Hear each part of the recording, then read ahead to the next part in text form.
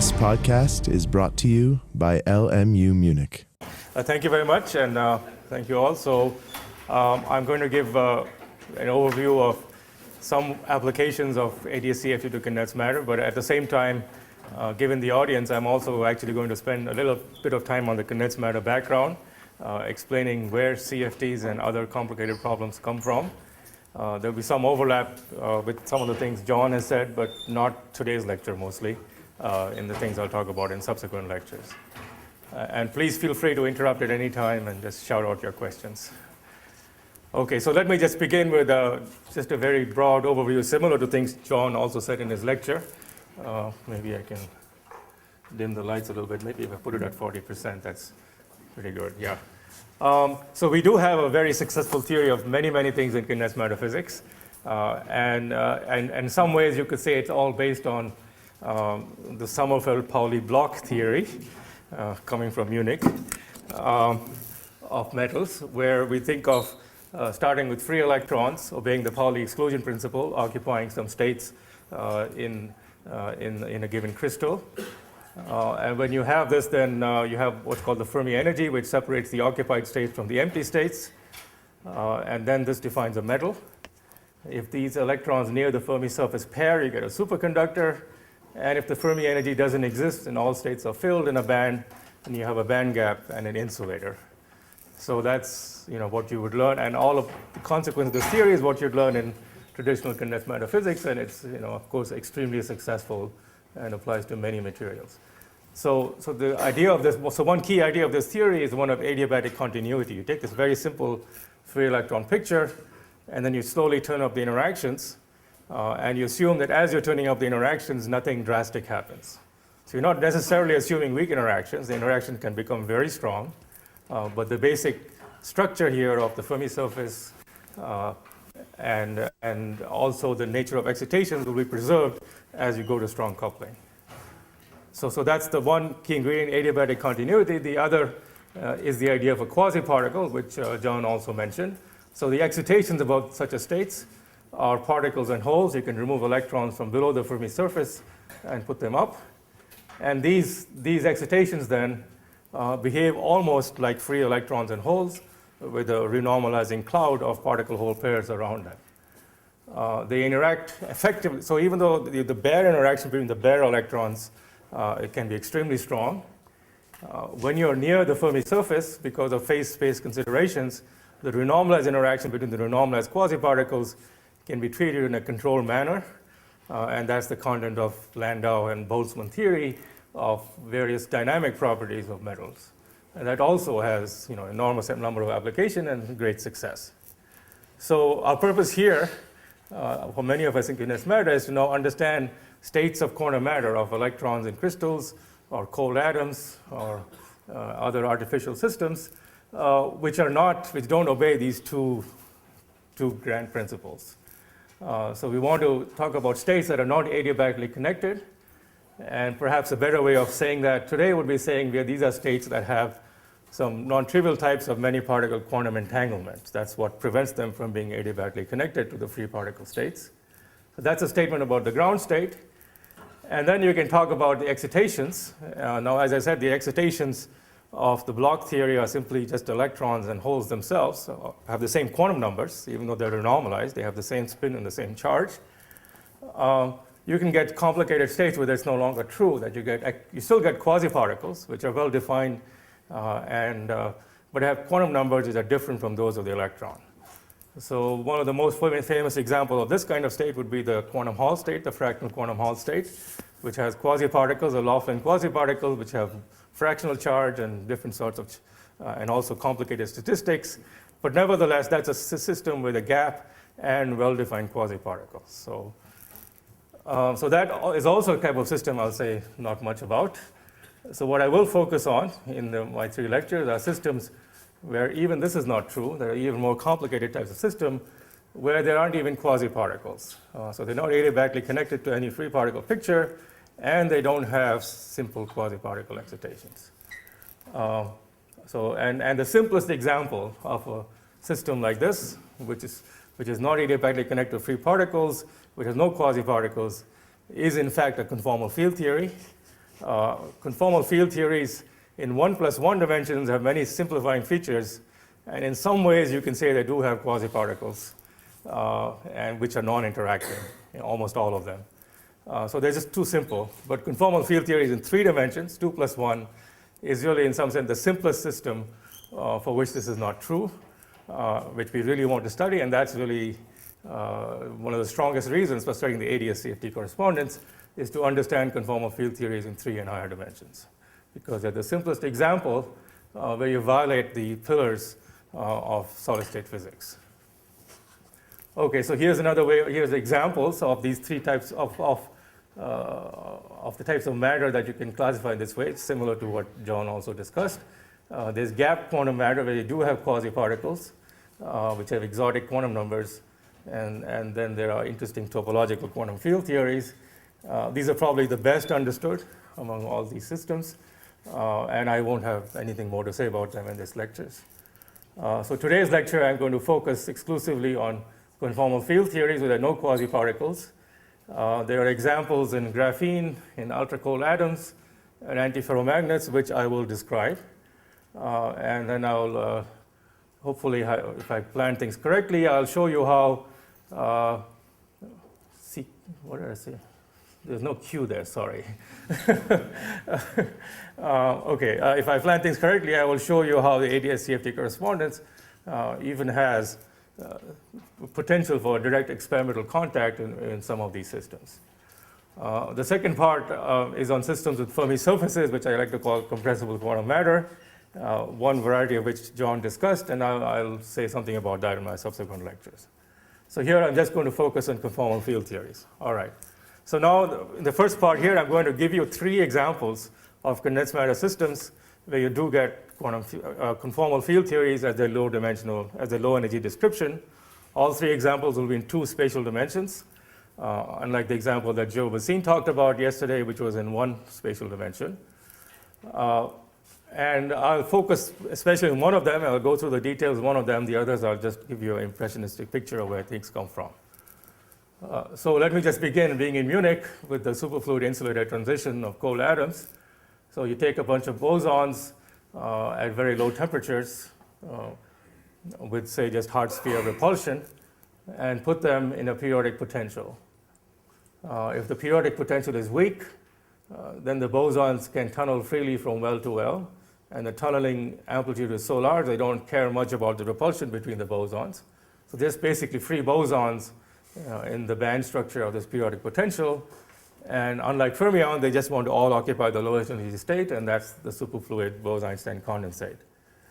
However, if the potential is deep enough, then the tunneling becomes very slow, and because of the repulsion between the atoms, they like to localize one each per well, and you get an insulator. So this is a famous example then of a quantum phase transition where you're just tuning up the depth of the periodic potential. Okay, so here's, if I call lambda the depth of the periodic potential, then as a function of lambda, I have 2 phases, the superfluid phase and the insulator phase, and there's a very precise quantum critical point between them where you have a quantum phase transition. And in this example, the quasi-particle picture, mostly valid in both superfluid and insulator phases, and where it's going to break down is precisely at the transition point between them. So it's only at one point it seems that these pillars of solid-state physics break down, but that still is a very important and influential point, as you'll see hopefully by the end of this lecture. So what is the theory of this phase transition? So of course we know there's a Bose-Einstein condensate, so we can take effective classical variables, which is the creation operator of boson in the zero momentum state, which I call a complex field psi, and this has a non-zero value in the superfluid, and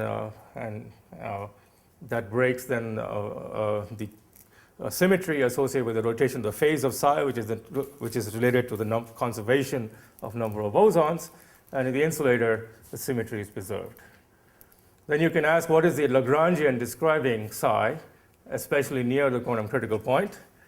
I'm not going to derive that here. You can read about it in various places, including various lecture notes of mine. But I just motivate it from general arguments. So first of all, the Lagrangian has to be invariant under phase rotations of psi. So you can write down some general some potential v of psi, which is some polynomial in psi squared. So we just stop at psi to the fourth for reasons I'll clarify in a minute. Then you want to have some something that depends on the gradients of psi, and that also can only be gradient psi squared by various symmetries. The only subtlety here is why is this a second order time derivative, and why don't you have first order time derivatives here? There are some first order time derivatives allowed, but they turn out to be exactly zero under special condition, and the special condition is something I didn't remark on when I was showing you this picture. If you look at this picture, you see that I said politely this is an insulator. Well, it's an insulator provided the number of atoms equals the number of minima. If I was missing even one atom, even if one atom wasn't there, this becomes a superfluid immediately. Because once you're missing an atom, the other atoms can move in, and this one can move later, and so on. And so eventually, they all move in around without any problem, and they'll both condense. So to get an insulator, you need a commensurability condition that the number of atoms must equal the number of holes, number of places for them to sit. And in the field theory, that translates into the condition that the coefficient of the first order time derivative term is 0. So, and of course, once you don't have a first order time derivative, now you see this is a relativistic structure. So the relativistic structure is intimately connected to this commensurability condition that there be exactly equal number of atoms and wells. So there's a simple argument for that. As I can put a plug for my book, there's a whole chapter that discusses the derivation and the connection between those 2 points. But let me also give you another argument in a minute. All right, so if I now take this field theory and imagine lambda is greater than lambda c, then this potential V of psi looks like this. It has a minimum at psi equals 0. And if I now quantize this field theory, I get a bunch of harmonic oscillators, which, as we know from quantization of the electromagnetic field, is just a bunch of particles. And so there's 2 particles, one particle corresponding to this oscillation, and the other particle corresponding to the other oscillations. So the excitation of the insulator are 2 particles with a relativistic dispersion and a gap, and the gap is the curvature. So that's the fancy field theory way of thinking about it. What's the condensed matter way of seeing there are 2 particles? I started with only 1 particle, which is the boson. Well, here's the insulator we're starting with, 1 particle per well. But from somewhere else, I can take a particle and add it here. And this is now an excitation that can move freely. So it costs me some energy to bring this to somewhere else and put it here. And it also costs me some energy because these particles repel each other. But once it's here, it has no trouble hopping because that doesn't cost any further energy. So that's 1 particle. And the other particle is the empty site, and that's the hole. So now you can see that if I have exactly equal number of particles as wells, in the whole system, the number of particles must equal the number of holes. And that's, again, another way of saying you have relativistic invariance. That's also true of the vacuum of our universe. The number of electrons will equal the number of positrons. So that's, yes? Oh. So that's, again, why it's relativistic. And it's relativistic because there's 2 kinds of, there's a particle and a hole excitation. The number of those have the same dispersion, the same energy, and that's where that all comes from. Okay. So that's a hand-waving derivation of why it should be relativistic. Secondly, on this side, you have the famous Mexican hat potential, where the excitations will be, the low-lying excitation will be Goldstone, number Goldstone modes, rotation of the phase of psi. In the boson system, we'd call them phonons, or zero sound. There's also a Higgs-like particle corresponding to excitation in this way, but I won't say anything more about that. So anyway, both the insulator and the superfluid are conventional phases with conventional quasi-particle excitations. The number Goldstone boson and the particles and the antiparticles on the insulator. So finally, the interesting point is this point here, where I have to, in some sense, tune lambda to lambda c. And the claim is that that describes a conformal field theory. Okay, so why is it a conformal field theory and why is it scale invariant? So these are things that were understood starting with the work of Kadnoff, Fisher, and Wilson in the 70s, where they looked at the same theories but as models of phase transitions at finite temperature in 3 spatial dimensions. Here we're talking of 2 space and time, but apart from the analytic continuation, it's exactly the same theory. So we in fact know a great deal about this particular conformal field theory just by translating the work of Wilson and Fisher, except they didn't use the word, they didn't call it a conformal field theory. It wasn't fashionable in those days, but they were studying, in fact, a conformal field theory. And they knew many of its properties, which we are going to use.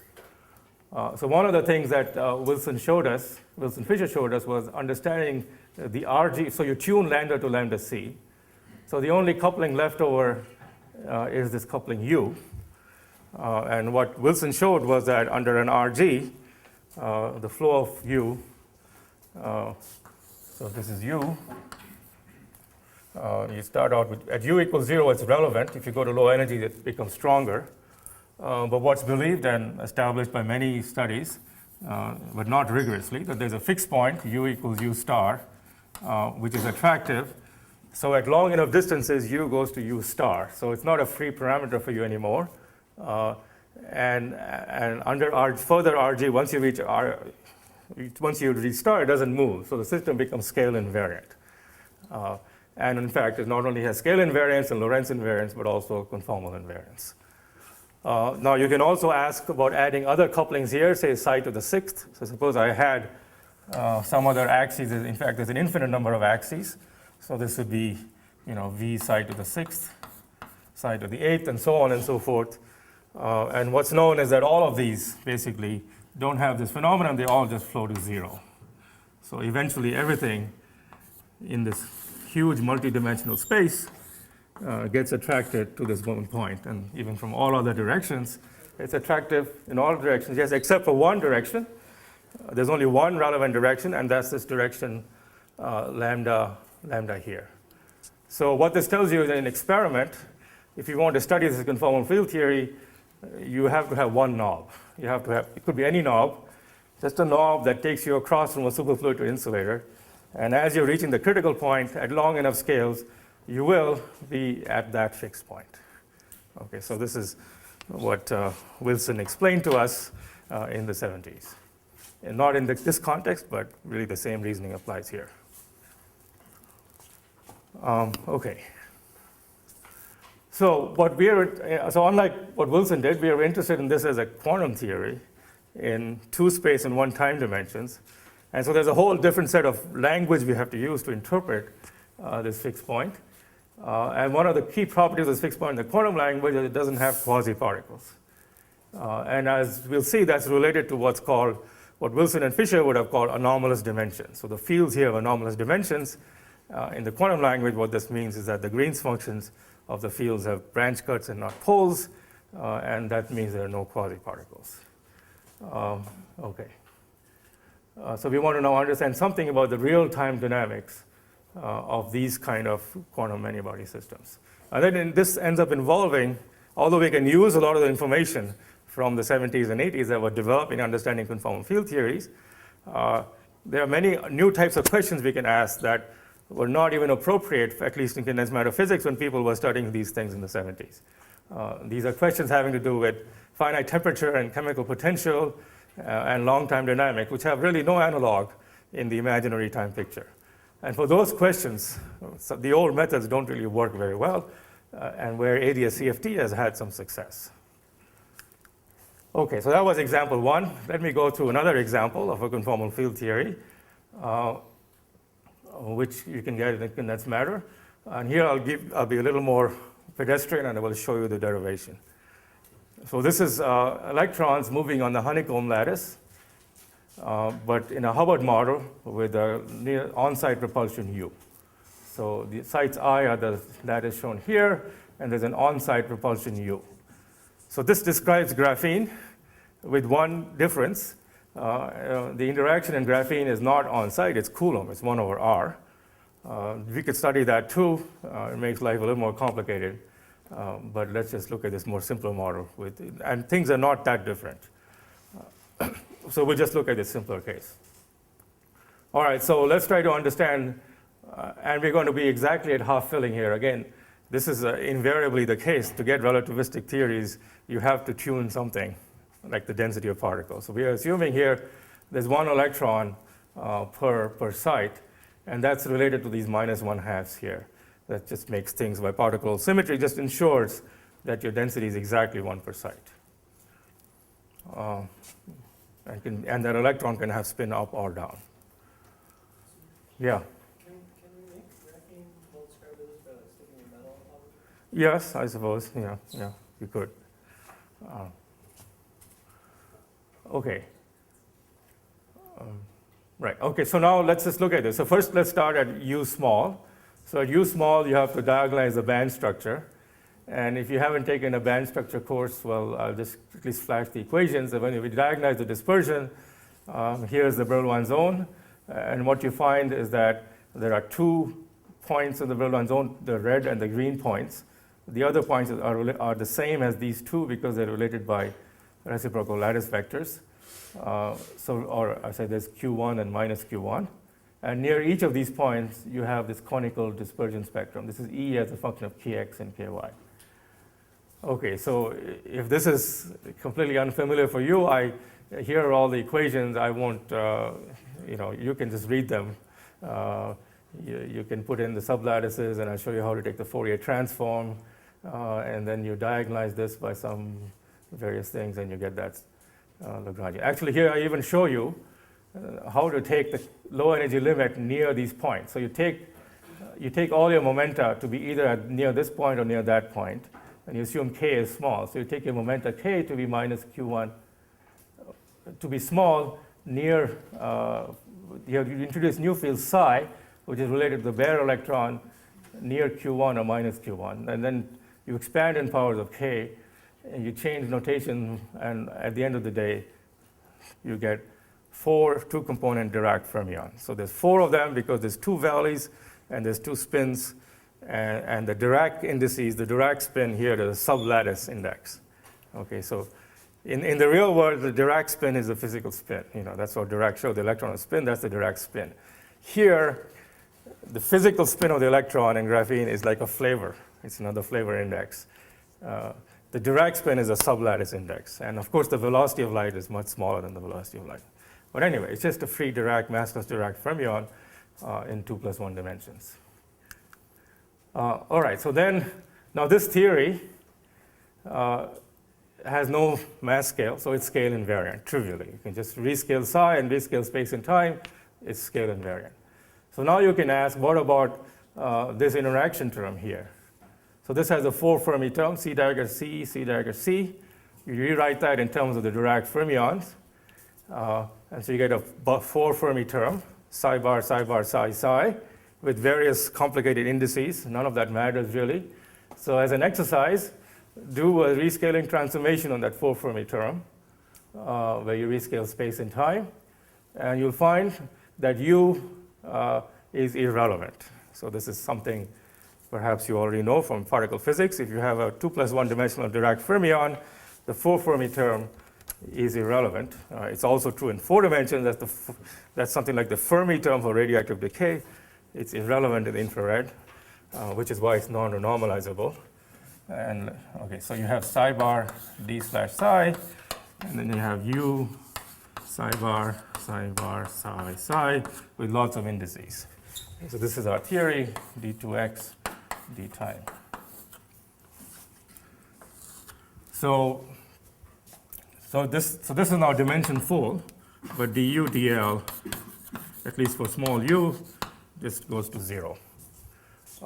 So in the end, even when you put in interactions, things go to 0, and you've attracted to a very trivial fixed point now. Here the fixed point was at non-zero u, which is what made life interesting.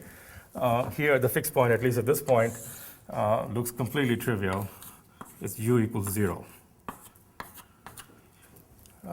So you're back to free Dirac fermions, which is indeed a conformal field theory, but you'd be silly to apply ADS-CFT to free Dirac fermions.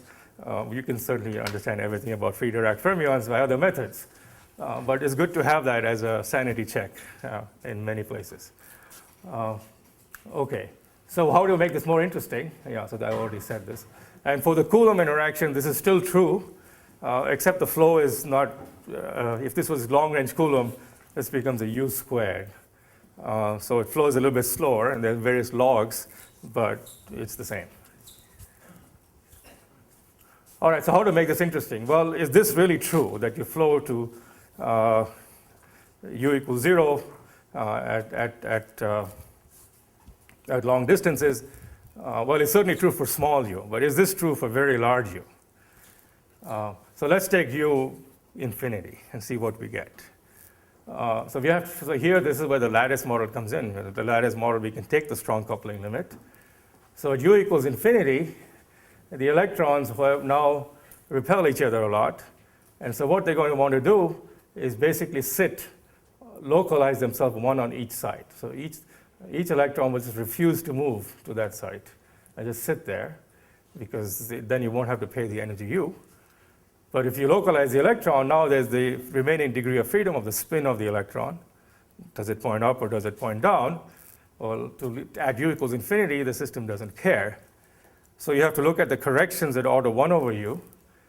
And that's a famous argument called super exchange. If you look at the perturbation theory or derive the effective field theory at order 1 over u, you get this effective Hamiltonian, which is a spin exchange term between electrons on nearest neighbor sites, which tells you that the electrons like to point their spins in opposite directions of their nearest neighbors. So again, this is in many textbooks. I won't derive it, but it's an exercise in just perturbation theory in 1 over u to derive this effective Hamiltonian. All right, so that's still a non-trivial problem, as Joe emphasized yesterday in one dimension. Now this is the same problem with the Heisenberg Hamiltonian on the honeycomb lattice. But here, in some ways, life is simpler, because we know from numerical studies, in fact, that it's actually a reasonable approximation to treat the spins as classical vectors, even for spin 1/2. So at this point, there's no doubt that the actual ground state for large u is an antiferromagnet with the red sides pointing up and the green sides pointing down. So that's the actual state. And now this is a system then which is an insulator. It's got an energy gap, and it also has a spontaneously broken symmetry. On this side, you have massless Dirac fermions, and we call it a semi-metal because, well, it doesn't quite have a Fermi surface. It has low energy excitations only at one point. All right, so now clearly these two phases can't be smoothly connected. And just like in my first example, we're going to find that this critical point here is a conformal field theory. But it's a little more interesting conformal field theory. Rather than just one scalar field, it's going to have a little more structure in it. And this argument here that u flows to 0 clearly doesn't hold anywhere near this point. It's only true way over there. So it's not true that all of u will flow to 0. We know that for a fact. So we want to now understand this particular point. Okay, so how do you proceed? Well, the way you proceed is you take, here's a simple one-page derivation, and you can fill in the details, again, by reading various books and so on. You have the local repulsion. Here, the key trick is what's called a Hubbard-Strutanovich transformation, which is a trick we use to introduce bosons in systems that have only fermions. So you take first of all, you take your 4 Fermi interaction and write it as S squared. So here's the 4 fermion term, write it in terms of spin squared. And then you take S squared and rewrite it using a Gaussian integral over nu field J.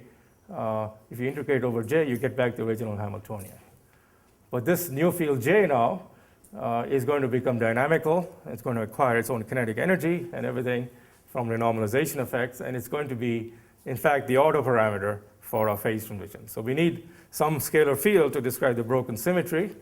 And so you find that at long distances, after a few steps that I have not fully spelled out here, again, involves doing all the band structure and carefully, you will find that, and again, the chapter in our book, which has all those factors of I and pi and so on. When you put those all in, the J becomes a field phi. So you get a relativistic scalar field phi, which has three components. A is a spin index, or I should say a flavor index. So in the end, your low energy theory is what's known in the particle physics literature as the Gross-Nouveau model. So you have the Dirac fermions, which describe the semi-metal, and then you have this scalar field phi that describes the antiferromagnetism, and that's obeys the same 5/4 field theory we already met. And then finally, there's a Yukawa coupling, which turns out rather magically to be also of a Lorentz invariant form. This didn't have to happen. If you had other types of broken symmetry on the honeycomb lattice, there's many other types of broken symmetry you can imagine in other models, then you don't find relativistically invariant Yukawa couplings. For this one, you do, which is nice. So you get this thing which is relativistically invariant, meaning that this matrix rho here, this matrix rho Z sigma A, this matrix here, commutes with all the gamma matrices. So there's some work involved there. It's not at all obvious. You just got to do the work with all the indices of these 4x4 matrices. You'll find that the matrix you get here commutes with all three gamma matrices. That's why it's relativistically invariant. And that's a fairly non-trivial conclusion. It's not at all obvious. Unlike the first part of my talk, where it was kind of obvious it had to be relativistic. Here, there are some choices that worked out fortuitously to make it relativistic. Okay, so here's my field theory again. And now I have three nonlinear couplings. This coupling S, U, and lambda. So the meaning of S is now very clear. S is again my tuning parameter. It's this axis that I have to tune to go from the semi-metal with massless Dirac fermions. And here, where I have my Higgs field phi has condensed. So as you know, when your Higgs field phi condenses, the fermions acquire a mass. In the condensed matter language, you open a band gap at this Fermi point, and you get an insulator with the conduction and valence bands. That's just the particle physics analog of the Higgs field giving the fermions a mass. And here the Higgs field breaks a global symmetry. Unlike in the model of elementary particle physics, the Higgs field only breaks a gauge symmetry. Here it breaks a global symmetry, which is the spin rotation symmetry, which is a flavor symmetry here. Yeah?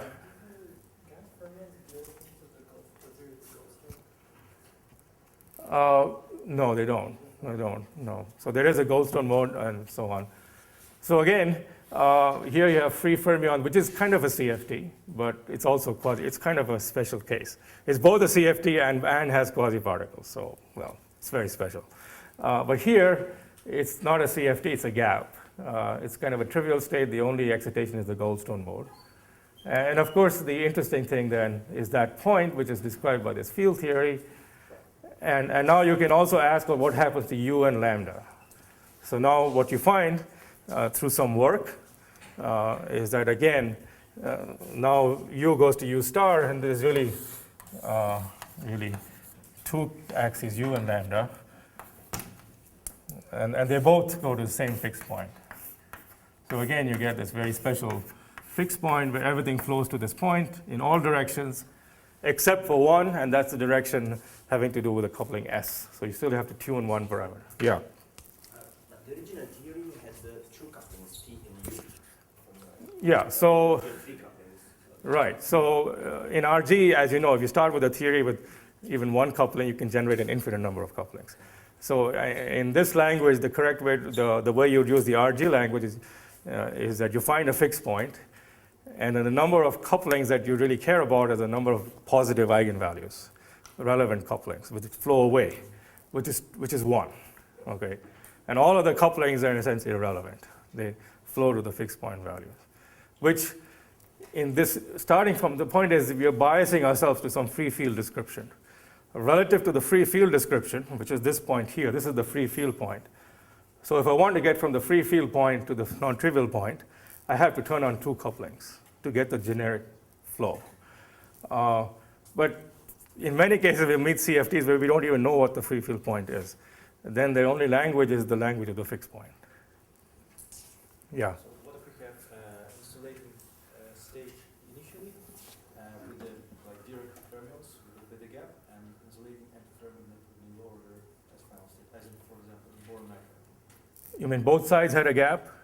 Yeah.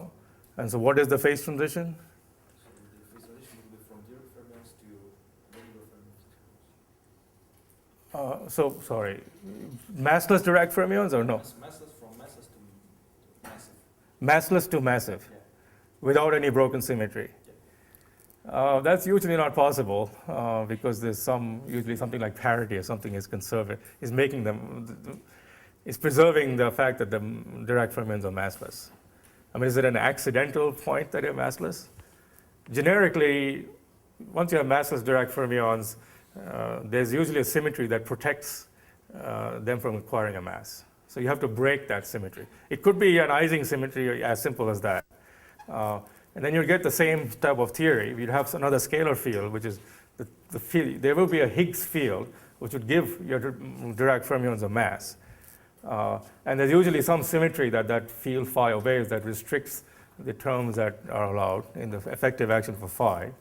What may not happen, as I mentioned earlier, this matrix here may not be a matrix that commutes with the gamma matrices.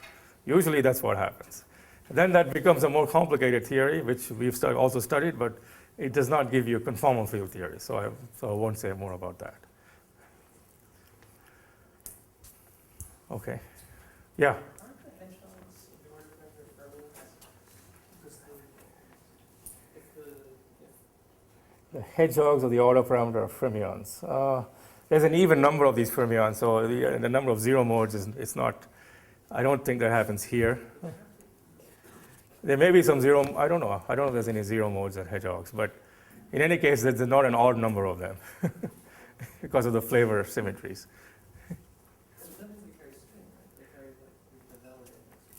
Yeah, but there's two valleys. Yeah, I think Chen Ke-zhu may have studied some of that, some of his papers. Okay. But there's an epsilon expansion and a 1/n expansion from which you can understand this point quite well. All right, so that's example 2. It's a little more complicated. It has fermions and has bosons, and there's a fixed point, which is a conformal field theory. Example 3, again, I'm just going to give you an impressionistic, and these are pretty close to realization in various experiments, I would say. Okay, right, I've said all of that. So example 3 is very recent. At least in actual experimental realization, but this is only an experimental realization in a computer. This is as far as we've gotten. And it's also the honeycomb lattice, but you now take the honeycomb lattice in the limit of large U, and you put in a second neighbor hopping, not just first neighbor, but second neighbor. And you look at the ratio of the first to second neighbor hopping, what is the ground state? So we already learned that there was no second neighbor hopping, you had this Néel state, this antiferromagnet with up and down spins. So it turns out that from the work of all these people, these papers are now published, that there's again a quantum phase transition between two insulators. So here the Dirac fermions are all gapped, but there's a quantum phase transition between two insulators where you restore the spin rotation symmetry, but you break another symmetry. And the ground state looks like a bunch of benzene rings. So each of these things is a benzene ring where you have resonance between these two configurations, as Kekulé taught us. But you only have resonances over 1/3 of the hexagons, because that's really the only possibilities that a simple wave function would allow. And you have to choose which 1/3, so that's the broken symmetry. So this is what we call a valence bond solid. Okay, and the reason I'm mentioning this, it would take me a whole lecture to give you the theory. In fact, I've spent some ridiculous fraction of my life trying to worry about this critical point.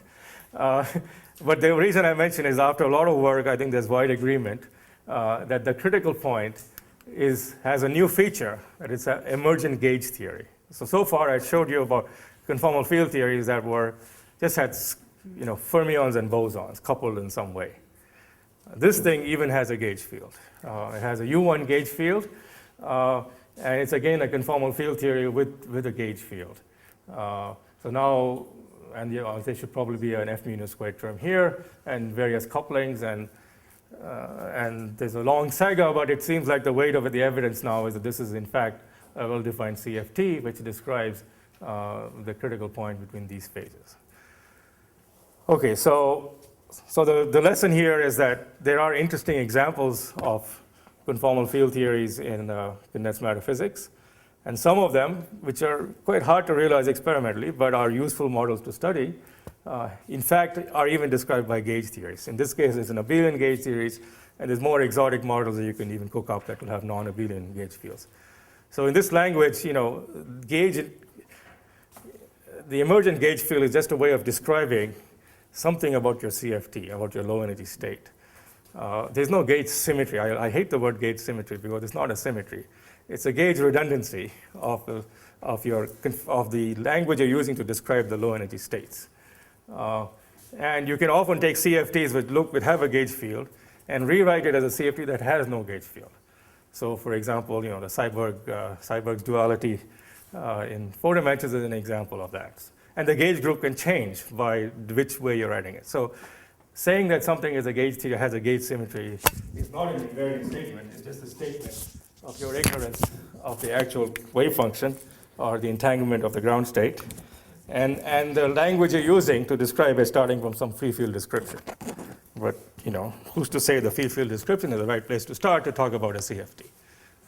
Yeah. What is the signature in numerous that this is the description? Okay, oh, sorry. What did I do? What is the signature? Okay, well, there's a long saga there. All right, so I think the best signature is that, so this gauge field is a photon in 2 + 1 dimensions. It's like a photon. And its dual is a scalar. So there's a U1 symmetry in a dual language. And people have searched for that U1 symmetry in simulations, and they do see it. So there's an emergent U1 symmetry, which you can link to the presence of this gauge boson. But we just wrote a paper last week where we talked about other tests you could do to look for this gauge boson in numerical experiments. Okay, so what I'm going to do now is, so I've hopefully convinced you that at least some condensed matter theorists are very interested in conformal field theories. I'm going to take just a very simple example, the simplest example of a conformal field theory in 2 + 1 dimensions, and try to compute some of its properties and what define it in a kind of a field theorist language. So I'll turn the light on here. I don't have my glasses, I can't see. Sorry, Stefan. Yeah, I'm going to use the blackboard.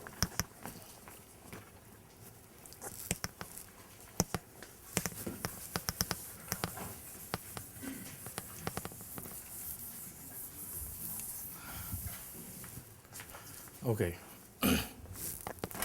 So let's say I'm interested in this sort of field theory. So I take some Dirac fermions. I'll be kind of very schematic in my notation, A/psi.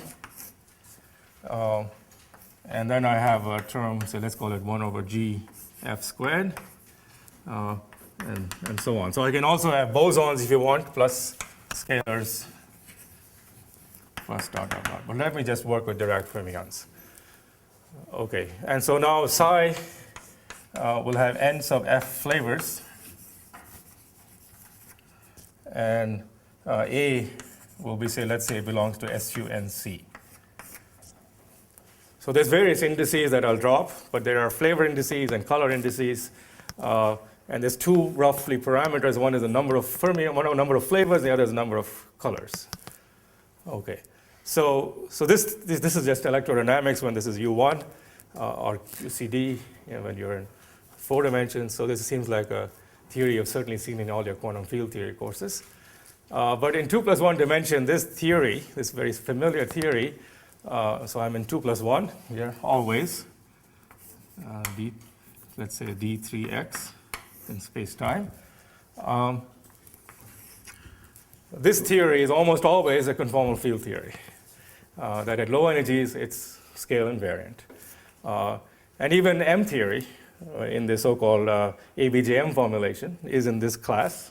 It's got a bunch of fermions and bosons and some gauge fields all coupled to each other. Everything finely tuned to have all kinds of magical symmetries, but you really don't need any of that to understand the basic structure. So there's 2 limits you could imagine in studying such a theory. Limit 1 would be n sub f goes to infinity, and limit 2 would be nc goes to infinity.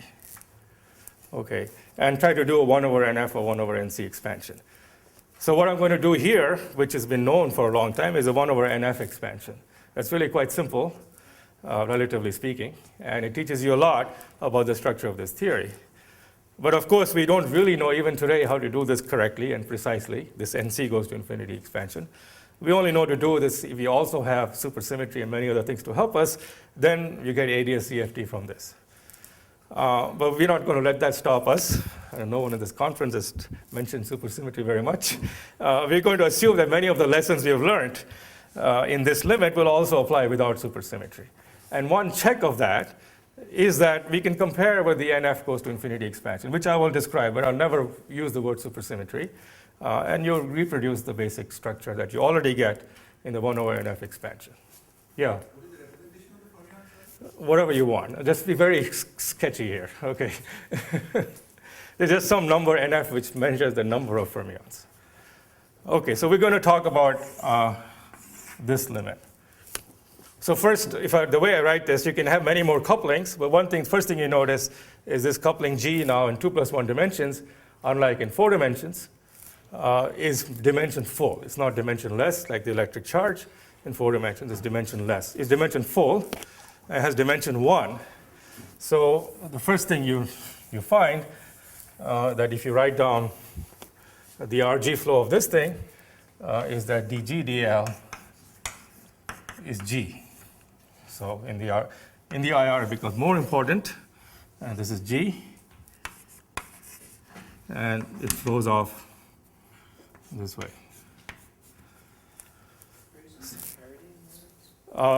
Yes, you can need not, then you have Chern-Simons terms and so on, but let me assume parity. You can certainly extend everything I'm saying to the case without parity invariance. So the first thing we find is that life is hopeless, at least in perturbation theory. That's the condensed matter interpretation of this RG flow. If you go to low energies, G becomes much larger. So it just flows out to infinity, close the book, work on some other problem. That would be the usual interpretation of this kind of RG flow if you saw this. However, we don't want to do perturbation theory. So what else can we do? Well, there's 2 more choices, the large NF expansion and the large NC expansion. So let's do the large NF expansion and see what happens. Okay, so if we do the large NF expansion, I wonder.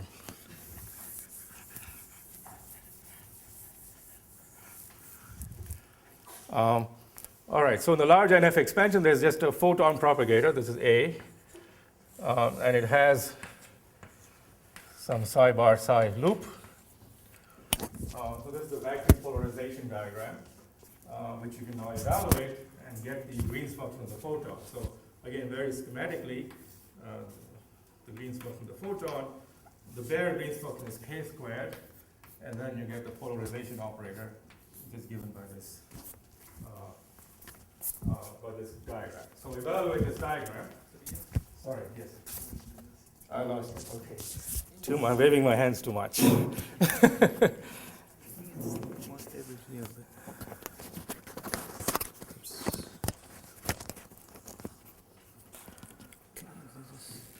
Okay.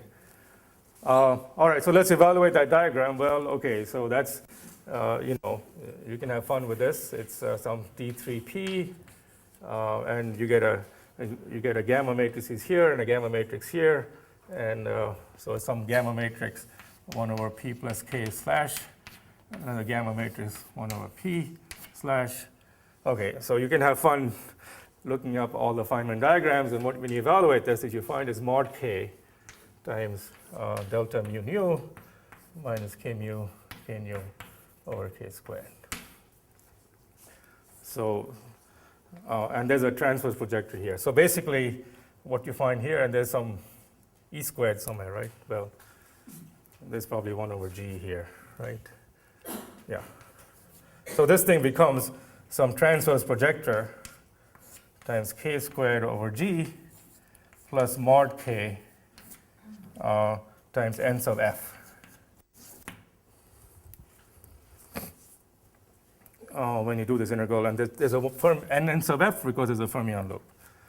So one thing you notice here is the following, that at long enough wavelengths, this is much more important than that. So you can just forget about this. And G just disappears from the problem. So now you have a theory with no scale. Everything else is dimensionless, so it has a chance of being a conformal field theory. That's basically the statement. But the other nice thing you notice here is that the small k limit coincides with the large NF limit. That need not happen. I mean, so sometimes people say, yes, I have large n, and therefore my theory is a good theory at large n. That's not really true. Things need not commute. Orders of limit need not commute. So reason we like large NF is not because NF in my problem happens to be 10,000. It's because this term is bigger than that, both at small k and at large n. They have the same limit. The orders of limit commute. That's why large NF is good. So we're going to take the large NF limit, and now I could even hope that even if NF equals 2 or 3, this might work, because it's true for small k, even if NF is 2. But may not, but anyway. So because of this, you can throw this away. And if you interpret this in an RG language, which I won't do, but you can just wave my hand and show you, what we know is that there's some fixed point, GC, which is of order 1 over NF. So it's accessible when NF becomes large, and everything flows to this point. So this is true for a very wide class of models in 3 dimensions. Basically, any gauge theory with scalars, any gauge field you want, Chern-Simons terms, whatever, as long as the number of massless fields is large enough, then you flow to this conformal fixed point. And there are analogs of this in 4 dimensions too. They're a little harder to access because the RG flow is a little more complicated, but there's sometimes called Banks-Zaks fixed points. In 3D, they're actually much easier to see. You see them right away in one loop diagram. Okay, so what we have learned from here is that the photon propagator, this thing, goes as 1 over mod k. So it's non-analytic with a transverse projector. And there's a 1 over NF here. So it's weakly coupled at large NF. I can just do perturbation theory.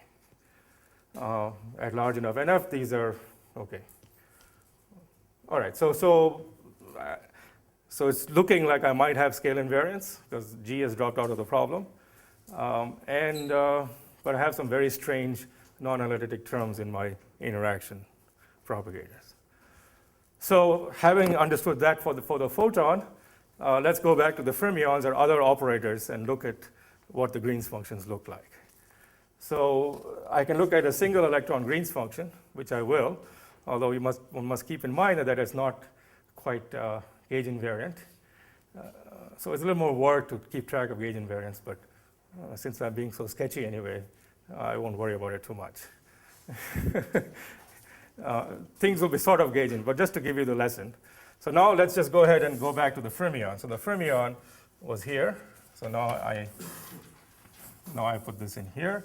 And the important point is, unlike my usual photon, this goes as 1 over mod k. Okay, so this is my fermion Green's function. Whatever, okay, GF equals this. So GF inverse will be some k slash, that'll be this term here. And then I'm going to get a correction from the self-energy. I'm just doing what Feynman and Schwinger did for QED, that's all. You do this diagram, and what you find in this diagram also evaluates to k slash, but you get a log lambda over k. And there's a coefficient here which we'll just call eta. Okay.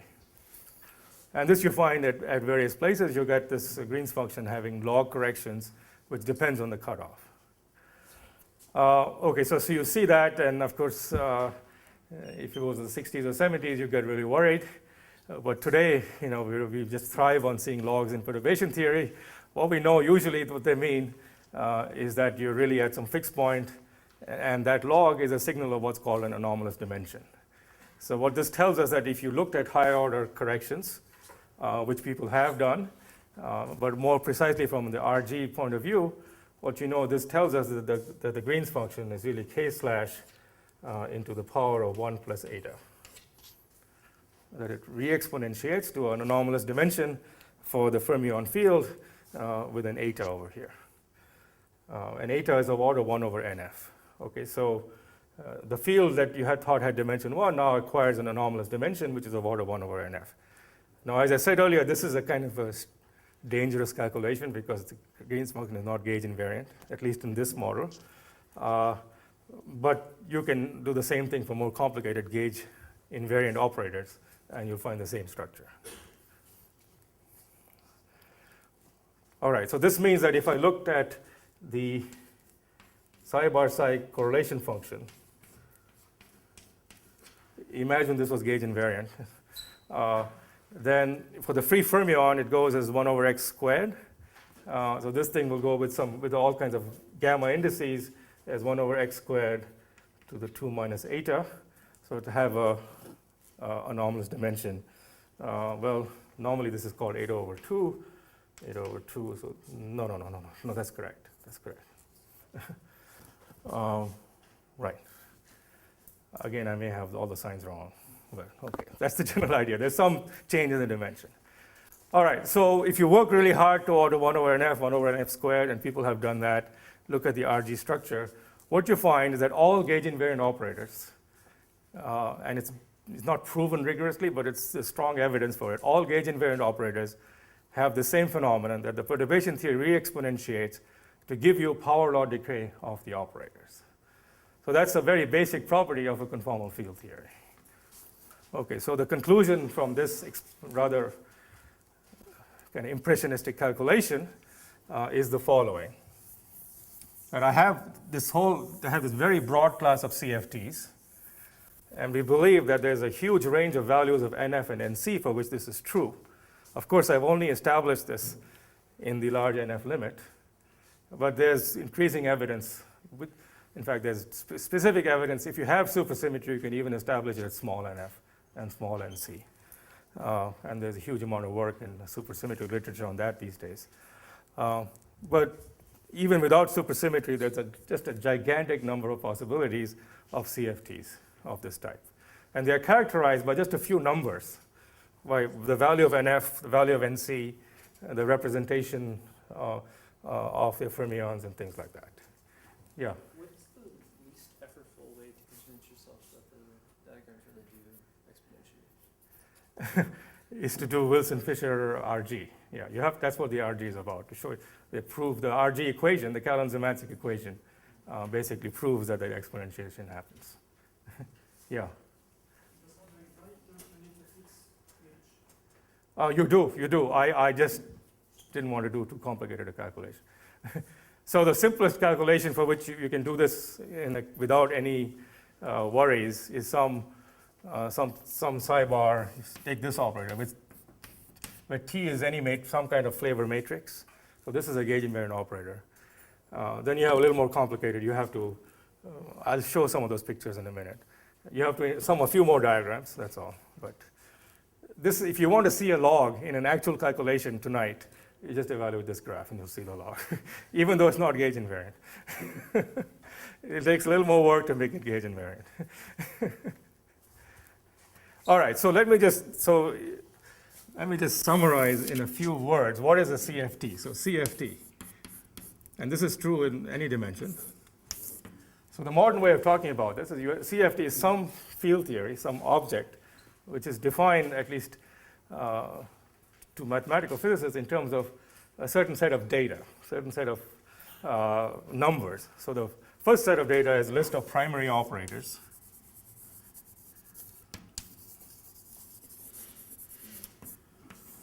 Call them O sub A.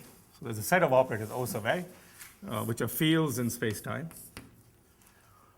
And I won't define what's primary and what's secondary. So many of you have studied this big yellow book, which is now the big orange book in the second edition, Conformal Field Theories. I hate the title because it's not about conformal field theories. It's only about conformal field theories in 2 dimensions, the whole book. But there's a much richer and broader class of conformal field theory which it doesn't even mention, which is fine. It wasn't discovered in those days. Anyway, so there's a set of operators. So this is true in any dimension, 2 and above, O sub A of x. And each of these operators has a dimension. So dimension of O sub A is delta A, is a number, delta sub A. So I give you a list of operators and I give you a list of numbers. And what this means is that this O sub A of x, O sub A of 0 goes as 1 over x to the 2 delta A. So in this case, I can write down various operators. I can write on psi bar psi, I can write on f mu nu, I can write on psi bar psi f times f mu nu, psi bar psi to the power 10. These are all operators. They need not be primary, but some of them are primary, and they have this sort of correlation function. So this is one basic property. And the other basic property, so these are, if you wish, this is a spectrum. So when I'm dealing with ordinary field theories, I ask you to tell me what field theory you have. You give me a list of particles. It's got 2 quarks and 3 neutrinos and 4 gauge bosons. And you give me their masses. Okay? So when I'm dealing with the conformal field theory, I ask you what conformal field theory you have. You tell me it's got these primary operators. In addition, and instead of giving you the masses, I give you their scaling dimensions. Okay. So now, for an ordinary field theory, I ask you, well, tell me a bit more about your field theory. So you say, well, okay, the gauge bosons can scatter off a quark and create another quark. So you give me a set of scattering matrices, some T matrices, which tell me how your particles scatter off each other. See here, I don't have any particles because there are no poles in any Green's functions. All I have are these scaling dimensions. But there's an analog of a scattering matrix element, and that's called the OPE coefficient. So the second set of data that I need for a conformal field theory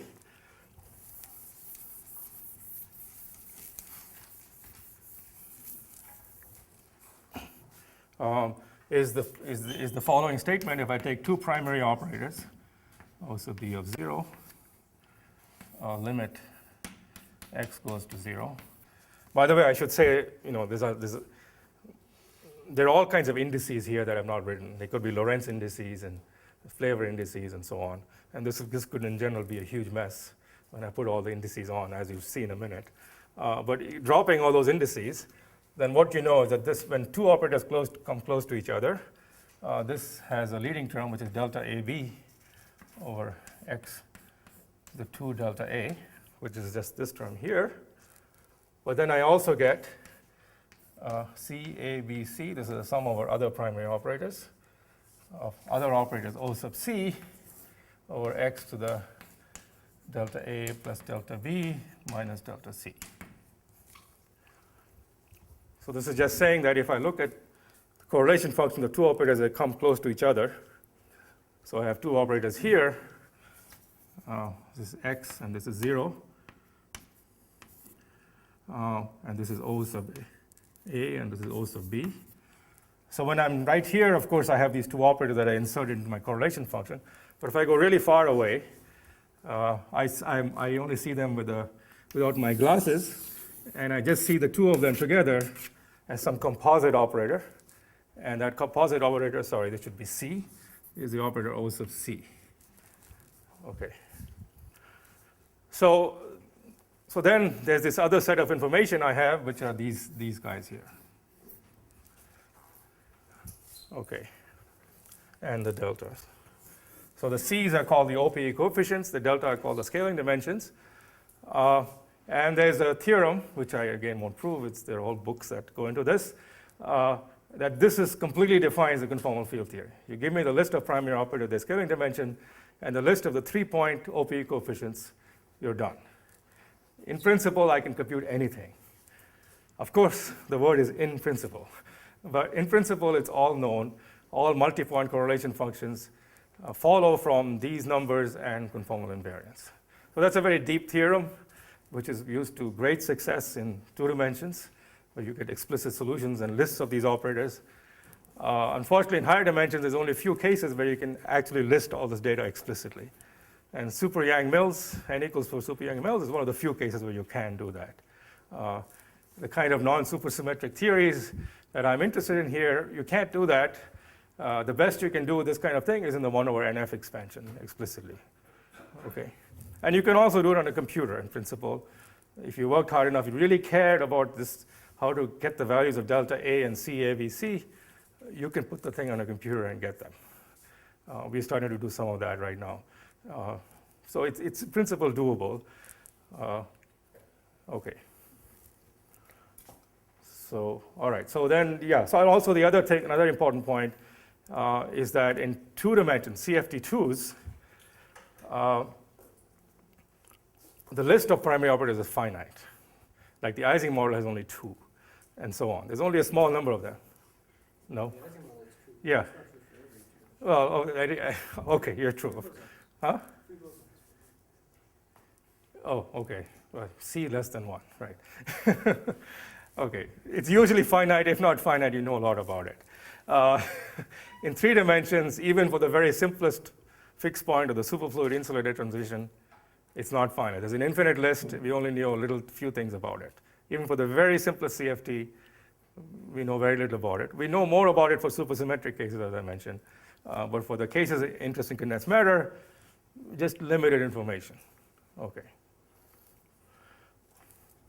All right, so why am I talking about all of this? So the philosophy I want to present here is the idea that is to put more meat into the statement that once I know the scaling dimension and the scattering matrix elements, these OPE coefficients of these operators, I know everything about my conformal field theory. In particular, I know what it does at finite temperature.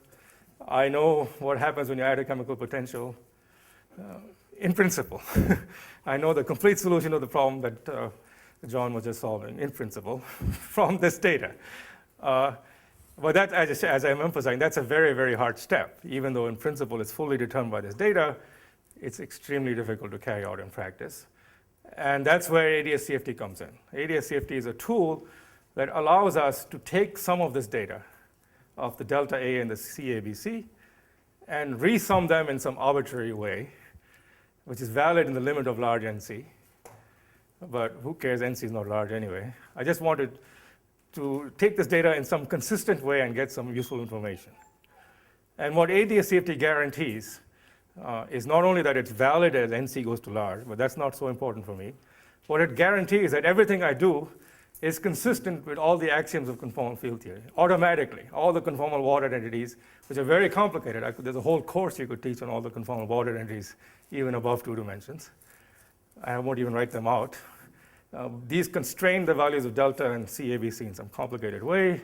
They constrain 4-point correlation function with the stress energy tensor, the currents, and so on. There's an infinite set of complicated Ward identities that you can spend your life working on. The nice thing about ADS-CFT is that all of those are automatically accounted for, just by the general covariance of the gravitational theory.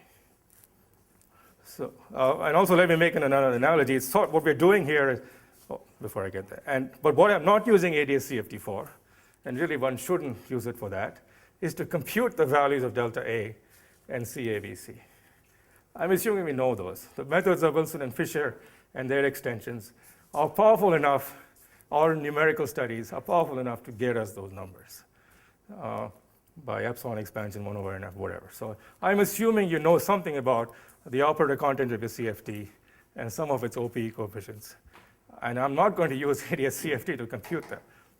Of course, in some cases, that's the only way we have of computing those. Those are the supersymmetric large N gauge theories like N equals 4 super Yang-Mills. But I'm not interested in N equals 4 super Yang-Mills.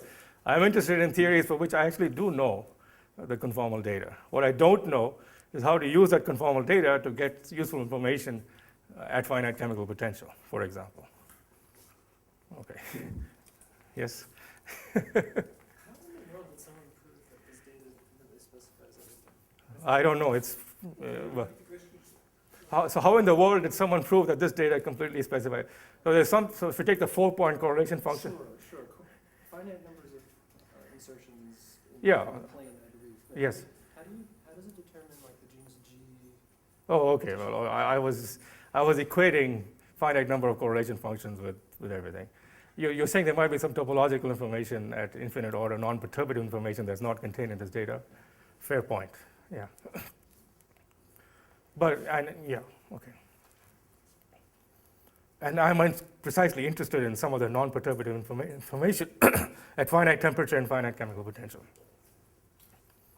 But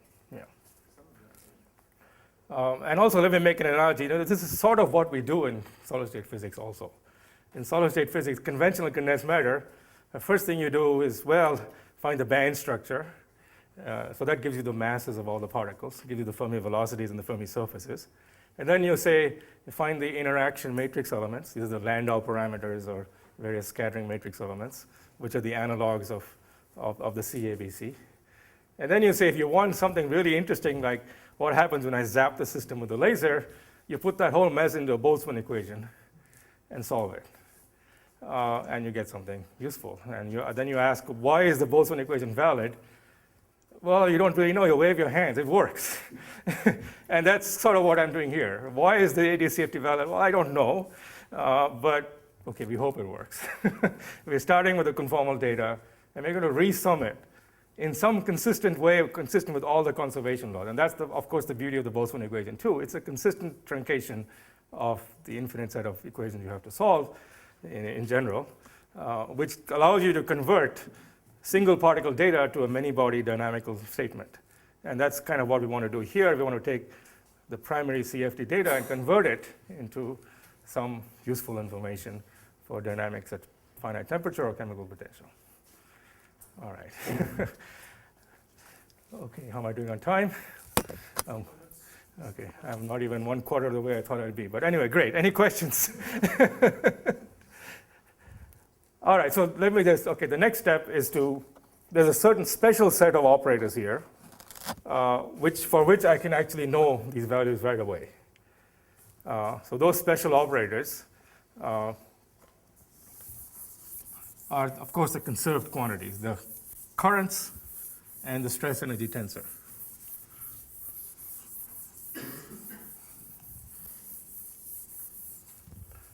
So the special operators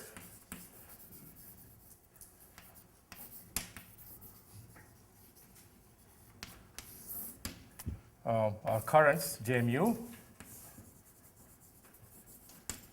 So d mu, J mu equals 0. And the stress energy tensor, T mu nu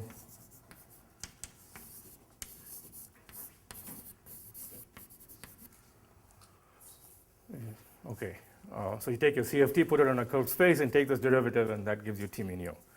And so what do we know about these operators? Well, first of all, the dimension of every conserved current is d minus 1. This is space-time dimension minus 1. So we dimension 2 in the case I'm interested in. And the dimension of T mu nu, what the hell is it? Is it d minus 2 or metric is, no, it's just, metric is dimensionless, so it's d, yeah, d. So they never have anomalous dimensions. What this means, for example, if I take J mu, so J mu is psi bar gamma mu psi, and let me compute J mu, so that will be this correlation function, gamma mu, gamma nu. Then I put in some interactions. I put this thing, gamma mu, plus. OK. So I already showed you I asserted if you evaluate this graph, you get a log. If you evaluate this graph, you get a log. But we know that the dimension of this cannot have any anomalous dimension. So what must happen is when you sum these two graphs, the logs have to cancel. So that's the kind of thing that you have great fun with. You check your calculation, and believe me, I've spent many happy months computing graphs, checking that these logs cancel. OK, so this thing, there are no logs. So this gives you no logs. And in Fourier space, this means that J mu, J nu should go as mod k. OK, so there's no log, just mod k. Just if you count the dimension, that's what you'll find. And so here you'll get a number, say alpha, plus beta over nf, plus dot, dot, dot. And the statement is that this number is universal. So conserved currents are special in that they're amplitudes. They don't have any anomalous dimensions. So for usual operators, when this is some random number, there's an overall normalization. This squiggle here, this normalization here is up to you to choose. You define it in some way. It's different for every lattice realization you might find of the system. But for conserved currents, there are no anomalous dimensions. The scaling dimension is simple things. But the overall amplitude is universal. So you would say here that in real space, J nu goes as k with some tensor structure over x to the 2d minus 1. And similarly for T mu nu, again some tensor structure, you'd get, I call it c over x to the 2d. So these are interesting numbers, which is again part of your CFD data. In principle, actually, I think once I give you this delta A and these OPE coefficients, in principle, these are already determined. But there's no simple relation between them. Now in CFD2s, this stuff is well known. This is called Kac-Moody central charge. This is, of course, the central charge of the Virasoro algebra. And once you know K and C, you've got the Wess-Zumino-Witten models, and everything can be worked out in great glory. Here in higher dimensions, it depends. This is how I define K and C. These numbers will influence many other numbers, like entanglement entropy, finite temperature entropy. All kinds of things will be related to K and C, but in some highly non-trivial way, which we don't know in general what the relationship is. Unlike in CFD2s, where, as an example that Tadashi showed yesterday, the entanglement entropy was related to the central charge C by just some C over 6. In CFD3s, there's probably some relation between this C and the entanglement entropy, or we don't know. We can only work it out on a case basis.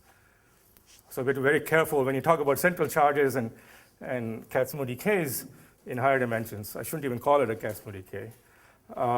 You have to be careful how you define them. And this is probably the simplest way to define them. Okay, so that's really all I know about CFTs in kind of a hand-waving way. And as I said, you could spend the whole semester on proving everything I've claimed. Not that I know how to do it. Okay, questions? I have, well, almost, yeah. Any questions? Well, I'm not sure you defined what a primary operator was. Yeah, ask John. It's something that's annihilated by some L0 of the Virasoro algebra or something like that. Yes. Yeah. So you can, actually there's been a lot of activity in the last year or two for using what's called the conformal bootstrap to actually put constraints on delta A from the conformal Ward identities, using things like all these commutation relations between the generators of the conformal algebra in 3 dimensions. Slava Sirota and many other people have been working on it. Yeah, so they have, in fact, I think that's Sirota is the name, and if you look at some of his papers, he explains a lot of this much more clearly than I have. Okay, so what I want to do now is to at least outline one way in which you could, so as I said, I'm assuming I'm dealing with a CFT where I know these numbers, and from those numbers, how do I get a gravitational theory? And then I'm going to use that, and that gravitational theory will play the role of the Boltzmann equation for me. I'm going to use it for lots of other things without any control. But at least being secure that I'm obeying the conformal Ward identities. All right. So now I can go back to my slides.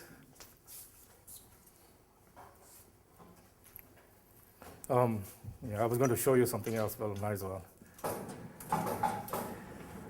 So just to show you that this is not as trivial as it looks, like this thing here, I just wrote it in a schematic way.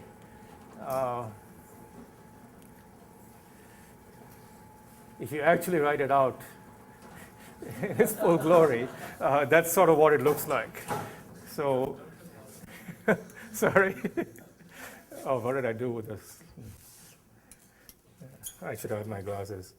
I can't see what is written there.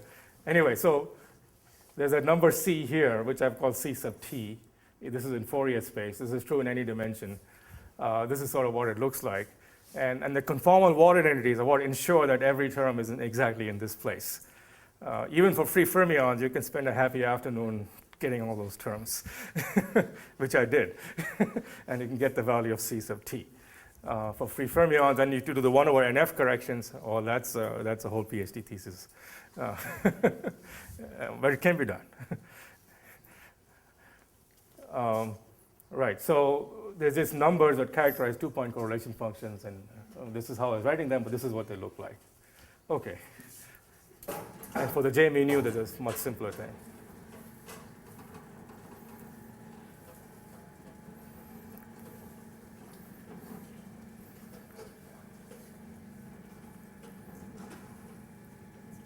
Are those numbers the same as the numbers appearing in like subleading terms in the Hamiltonian? No. We don't know. Not in 2 plus 1, we don't know anything about those. We have to do it on a case-by-case basis. Oh yeah, if you just take Einstein gravity, that's right. So if you take a very simple ADS-CFT model like Einstein gravity, that allows you to immediately relate this C sub t and k to everything else in the world, which is what I'm going to do, really. That's the beauty of it. I can suddenly do everything that I could do for CFT2s by reading BPZ. I can now do for higher dimensions by, well, doing ADS-CFT. Okay, so here's a few more details on actual computation of the current correlation function. I don't know, where's my remote? So this is the actual computation of fermions of mass m. Okay, you can look at the details. You do this, and you get basically an answer which is right here. Where's my pointer? Oh. So this is the K0. So in general, where did it go? All right, so if you look at K00, you do this graph, look at K00, you find it has this form with a coefficient which for graphene is 1/4. Now, okay, so one useful thing is this quantity K here, which is the same as this 1/4, is in fact something very useful for condensed matter physicists. It's the conductivity, at least at 0 temperature. So if the conductivity in condensed matter physics is defined by the Coulomb formula, which is sigma of omega is the current density correlation function, K00, omega over K squared. All right, you just take this form, you do that limit, you get 1/4. This is in units of E squared over H bar, when you put the units back in. So that which has units of 27.6 kilo ohms and so on. So this predicts that graphene has a frequency independent conductivity, which is 1/4 in certain units. Right, okay. So, well, and that is exactly what's seen here. So if you take graphene in this, measure the optical conductivity at high frequencies, the reason you want to go to high frequencies is because this is, I'm assuming 0 temperature in this calculation. And so its temperature has to be much smaller compared to frequency in reality. So if you look at high frequencies as if you're at 0 temperature, and at high frequencies, the conductivity of graphene is a constant, and that constant they call 1, which is 1/4 in the appropriate units. They're using E squared over H and not H bar, and that's why. So in fact, it's very accurately found. In actual graphene, you see this 1/4. And how do I understand this 1/4? Has to do with the RG argument that I presented earlier, which I have erased. So if you look at this phase diagram, I said that if you were sitting here, U went to 0. U was irrelevant when you were in the Dirac semi-metal phase. So even though actual electrons in graphene have Coulomb interactions, those Coulomb interactions do not renormalize this 1/4 because you're flowing to the free CFT fixed point. So in fact, you see exactly the right value, and which is clearly observed. So as I said, that's the free CFT. Now, this point is a different CFT, which I can do in the 1 over NF expansion. And I showed you how to compute that number. It's this number right here. That's a lot of work. But so I just call that number. In general, I call it curly k here rather than little k. I'm sorry with all the confusion. So the conductivity is curly k, which is a different number. So to summarize everything, if I looked at the conductivity at high frequency along this line, then over here I'd see the conductivity pi e squared over 2h. And at this point, if I could access it in some experiment, which we're still waiting, I think that's a tall order, but maybe someday this will be seen, then you'll get a different number, capital curly K. We don't really know what that number is, but if you really cared about it, we'd compute it. We'd know how to put that on a computer and do the 1 over NF expansion and get it. And we've done some of that. Okay. So these CFD data are in fact quite useful, and this is I of course love this this data here. It's just beautiful how you see exactly the expected value. So you're measuring the central charge of the current in the free CFD. Okay. All right, I guess I'll stop there. So the next, let me just quickly show this phase diagram. So now this is everything I've been talking about here is at 0 temperature. So now let me turn on finite temperature. And I've flipped the two sides, I'm sorry. The semi-metal is on the right and the insulator is there. And what I'm now interested in is taking this CFD or any other CFD and understanding what happens to it at finite temperature. And that behavior dominates in this fan-like region, which has been colored yellow. So I want to know what is the conductivity here, where omega is smaller than T. Certainly here I've already shown you this, and I know what it is at that point. But what is it here? And that's where, as I don't have time, but as I'll see in my next lecture, if you do the 1 over NF expansion, so far everything I've told you, I didn't really need ADS-CFT. I could be perfectly happy with the 1 over NF expansion and my computer and get everything I want. But so the first question, which is a kind of question I've been asking for 20 years, what is the conductivity over here? And there, the 1 over NF expansion doesn't work very well.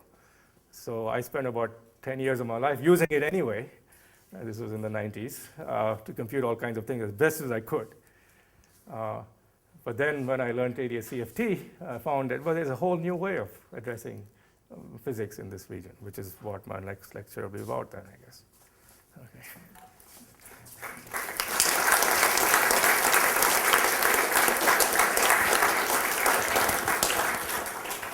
I think we have time for maybe 2 or 3 questions. This might be a question with a long answer, so. I'm a man of few words. But I don't think that I understood the statement when you said ADS-CFT allows us to resum the Yeah. data. Right. Could you elaborate on what was meant by resum and what aspect of ADS-CFT allows us to do that? Right, so this data is, if you wish, a short time expansion. It's a small x expansion, okay? So what conventional conformal bootstrap methods can allow you to do is to get more terms here. You can get another term here, which will be even higher powers of x and so on, coming from all other operators. Or even sum over c, you get things that decay faster and faster. And you can put in non-primary operators and so on. So anyway, so if I want to get more terms here, term by term, I can use the conformal methods to do it. But what I'm interested in, not just a finite number of terms here, I'm interested in an infinite number of terms because I'm not interested in the small x limit. I'm interested more in the large x limit compared to temperature, for example, inverse temperature. So it's not enough to just have this series. I need the full function.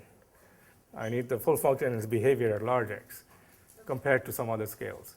And that's what ADS-CFT allows us to do. In particular, the horizon at finite temperature, that's the role of the horizon. The horizon is the thing that allows you to make a sensible resummation of this, consistent with the second law of thermodynamics and all the conformal Ward entities. And that's not easy to do. It's the only method that we have. One more question? What's the reason that in temperature different from 0, the 1 over NF expansion does not work? That's the next lecture. Okay. That's what I'm going to talk about. I was hoping to be done by this one, but anyway. Last question over there. Yep. Well, question. What's the physical value of NF for graphene? 2 or 4? 4. Because that 4 is a large number in order to perform this expansion. Well, so first of all, in graphene is, so the point is that the difficulty, if I go back to this picture here, I don't need to do the 1 over NF expansion over here. As long as I'm on this side, this is the final answer. This is complete answer for any NF. Oh, this is for NF equals 4. In general, it's just there's a factor of NF in front. That's all. There are no 1 over NF corrections because there is no scale invariant perturbation to the graphene fixed point. U goes to 0 at that fixed point. But if I want it at this point, then I have to do 1 over NF corrections. Okay. Did I answer your question? I'm sorry, I lost you. Yeah, over there. So if I'm at this point, which we are not in the real world so far, then I need one. So this number k has an infinite number of terms in 1 over NF. This has no corrections. The free field, the one loop answer is the full answer. And the reason we know that is because U flows to infinity. So if you actually evaluated these graphs here,